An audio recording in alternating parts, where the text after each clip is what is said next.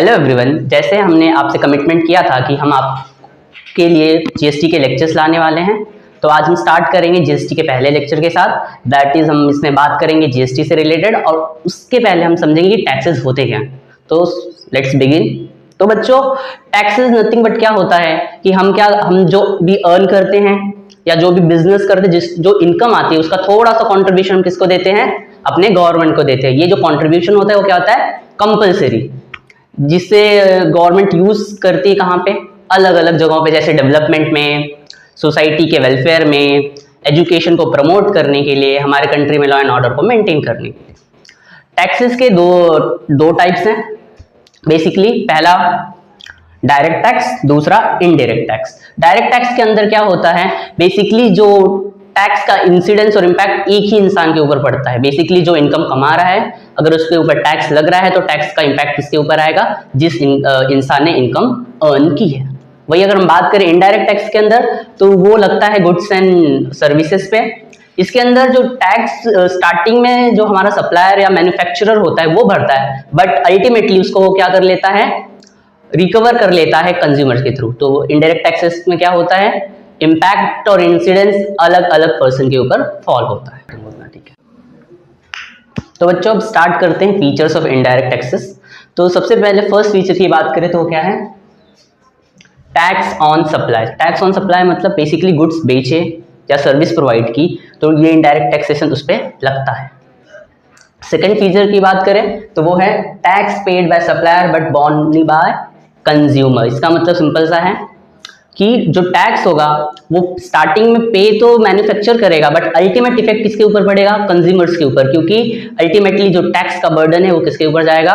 Consumers के ऊपर, क्योंकि वो इनडायरेक्टली क्या करते हैं? टैक्स को पे करते हैं जब भी वो गुड्स या सर्विस को परचेस करते हैं। फीचर्स के अलावा हम बात कर लेते हैं एडवांटेजेस और डिसएडवांटेजेस के बारे में इनडायरेक्ट टैक्सेशन के। पहला, एडवांटेजेस ऑफ इनडायरेक्ट टैक्स। पहला क्या है? Government revenue. जब भी टैक्स अप्लाई होता है तो ये जो टैक्स कलेक्ट होकर के इसके पास जाता है गवर्नमेंट के पास, तो गवर्नमेंट को क्या मिलता है? एक तरीके से रेवेन्यू जनरेट होता है किसके थ्रू? इनडायरेक्ट टैक्सेस के थ्रू। दूसरा point, invisible burden. GST basically, GST कह लो या इनडायरेक्ट टैक्सेस कह लो, जो होता है वो गुड्स एंड सर्विस पे लगता है। तो अल्टीमेटली क्या होता है? वो बर्डन जो भी गुड्स परचेस कर रहा है, जो भी सर्विस प्रोवाइड कर रहा है या रिसीव कर रहा है, उसके ऊपर लगता है। तो ये बर्डन अलग से नहीं दिखाई देता, ऑलरेडी क्या होता है? प्राइस के अंदर इंक्लूडेड होता है। तो ये बर्डन क्या होता है? Invisible. Third point, wide tax base. और फोर्थ पॉइंट है ईज ऑफ कलेक्शन। तो थर्ड पॉइंट की बात करें तो क्या होता है? Goods and service all over India, all over world सब लोग खरीद रहे हैं। अल्टीमेटली टैक्स जो है सबके ऊपर लग रहा है, इसलिए जो टैक्स का बेस होता है वो क्या हो जाता है? बहुत ही ज्यादा बढ़ जाता है, इसलिए हम बोलते हैं वाइड टैक्स बेस। उसके बाद आता है ईज ऑफ कलेक्शन। तो जीएसटी या इनडायरेक्ट टैक्स जो होता है, जो वो कलेक्ट करने के लिए हमें पर्टिकुलरली टैक्स या हर किसी को टैक्स फाइल करने की जरूरत नहीं पड़ती, क्योंकि उसमें अल्टीमेटली गुड्स एंड सर्विस के अंदर क्या होता है? उनके प्राइसेस में टैक्स को इंक्लूड कर लिया जाता है। डिसएडवांटेज की बात करें तो पहला डिसएडवांटेज है हायर प्राइस। जैसे ही गुड्स या सर्विस के ऊपर टैक्सेस ऐड होते हैं, उसकी प्राइसेस क्या हो जाती हैं? हाई हो जाती है, जिसके वजह से रेट क्या हो जाता है? बढ़ जाता है। गुड्स की प्राइसेस क्या हो जाती हैं? बढ़। सेकंड पॉइंट की बात करें तो क्या है? Lower growth demand. तो जैसे ही टैक्स ऐड होता है गुड्स एंड सर्विस के ऊपर, उसकी प्राइस क्या हो जाती है? बढ़ जाती है। जैसे ही प्राइस बढ़ती है उसकी डिमांड क्या हो जाती है? गुड्स की कम हो जाती है। इसके वजह से इनडायरेक्ट टैक्स का नेगेटिव इंपैक्ट ये है कि गुड्स की डिमांड क्या हो सकते हैं? कम हो सकते हैं, गिर। थर्ड पॉइंट की बात करते हैं, regressive in nature. Indirect tax सबके लिए सेम होता है, चाहे वो गरीब हो चाहे वो अमीर हो, सबको सेम रेट ऑफ टैक्स पे करना पड़ता है। इसलिए जो इनडायरेक्ट टैक्सेस होते हैं वो क्या होते हैं? Regressive in nature. बच्चों, आज हम स्टार्ट कर रहे हैं जीएसटी का पहला chapter, that is introduction to GST. तो पहले तो हम समझेंगे जीएसटी होता क्या है। जीएसटी का फुल फॉर्म होता है गुड्स एंड सर्विस टैक्स।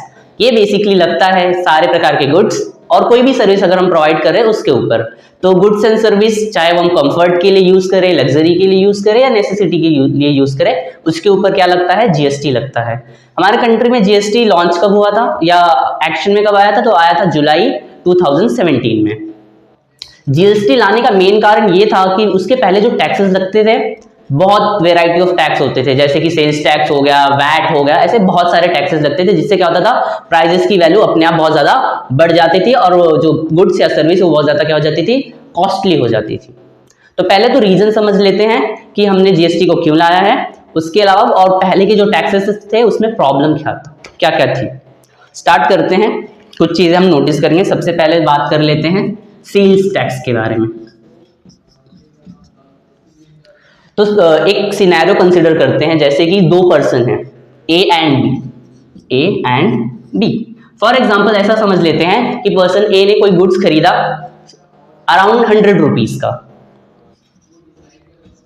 उसके ऊपर वो कुछ प्रोसेस कर रहा है, एडिशनल चीजें ऐड कर रहा है, जैसे कि लेबर का खर्चा हो सकता है, कुछ नए मटेरियल्स ऐड ऑन कर रहा है, तो उसका कुछ ऐड ऑन हो जाएगा खर्चा अराउंड 50 रुपीज।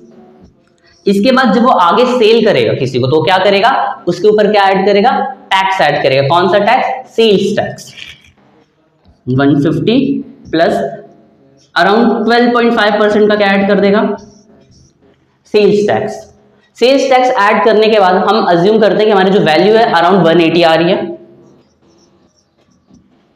जब ये पर्सन ने सारे प्रोसेस कर लिया, टैक्सेस ऐड कर लिए, वैल्यू आ गई, बट जब यही पर्सन वो गुड्स को आगे बेचेगा पर्सन बी को, तो वो उस प्राइस में खरीदेगा, बट साथ में अगर वो कुछ ऐड ऑन कर रहा है या कुछ रेनोवेशन कर रहा है, कोई भी चीजें उसमें ऐड ऑन कर रहा है, तो वो भी अपने खर्चों को ऐड कर लेगा। उसके बाद जब ये फ्यूचर में आगे जाके किसी कस्टमर को या किसी को भी सेल आउट करता है, वो क्या करता है, फिर से उसके ऊपर सेल्स टैक्स ऐड करता है, जिसकी वजह से कॉस्ट क्या हो जाती है, बहुत ही ज्यादा हाई हो जाती है।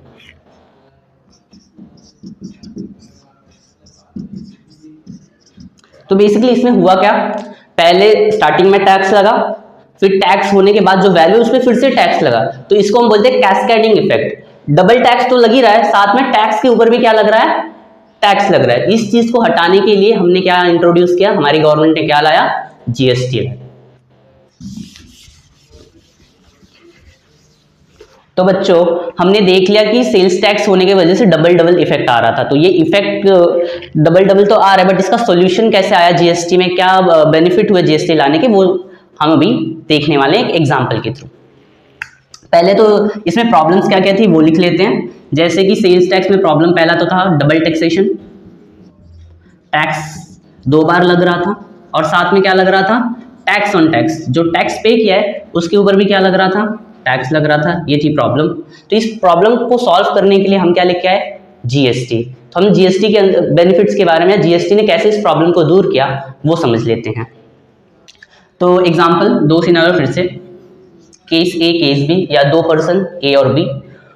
पर्सन ए सेम चीज, उसने 100 रुपए की चीज खरीदी, उसके ऊपर कुछ एड ऑन किया, कॉस्ट आई 150, उसके ऊपर लग गया जीएसटी फॉर एग्जांपल 10%।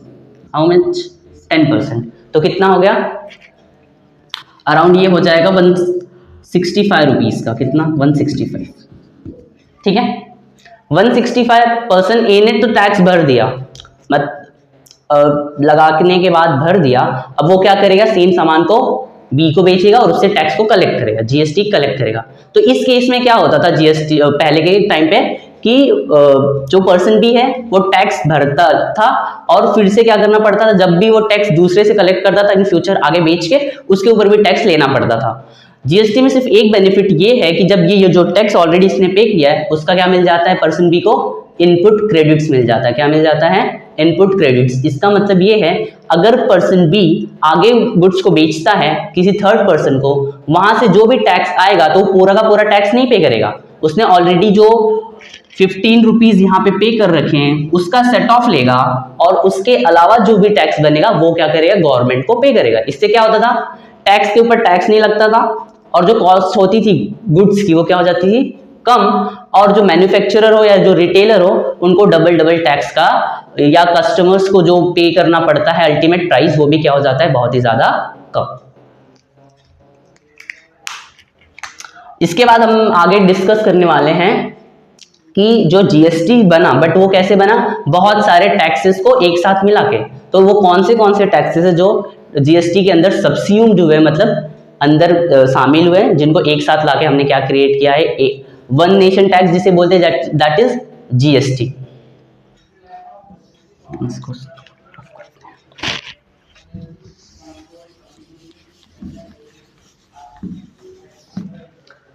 जीएसटी के अंदर सेंट्रल टैक्सेस भी सब्स्यूम्ड हुए हैं और साथ में स्टेट टैक्स भी। अब वो कौन से हैं मैं नंबर वाइज लिखते जाऊंगा, आपको बताते जाऊंगा।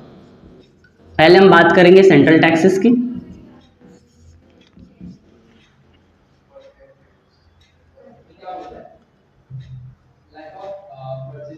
सेंट्रल टैक्स में पहला टैक्स है सेंट्रल एक्साइज ड्यूटी। दूसरा क्या है? दूसरा है ड्यूटी ऑफ एक्साइज, कह लो जो किस पे लगता था, मेडिसिनल एंड टॉयलेट प्रिपरेशन। कहने के बाद थे कि मेडिकल्स पे या टॉयलेट्स पे लगता था, तो वो है सेकंड ड्यूटीज ऑफ एक्साइज। इसके अलावा क्या है? एडिशनल ड्यूटी ऑफ एक्साइज है, सेंट्रल सेल्स टैक्स है, सर्विस टैक्स है, सर्विस टैक्स, सेल्स टैक्स और ऐसे बहुत सारे टैक्सेस। उसकी बात करें तो स्टेट टैक्सेस कौन से थे? स्टेट टैक्स में सिंपल सा पहला state VAT. State VAT, VAT मतलब वैल्यू एडेड टैक्स। उसके बाद था एंट्री टैक्स। उसके अलावा क्या था? Purchase tax, tax on advertisement,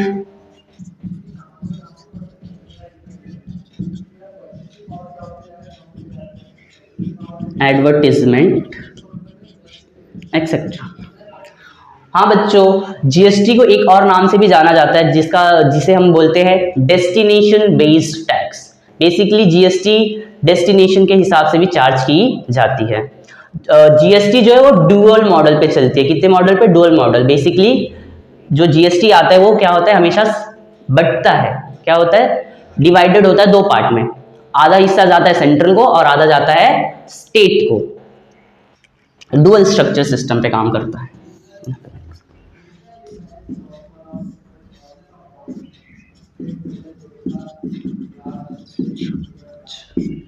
That is central and state.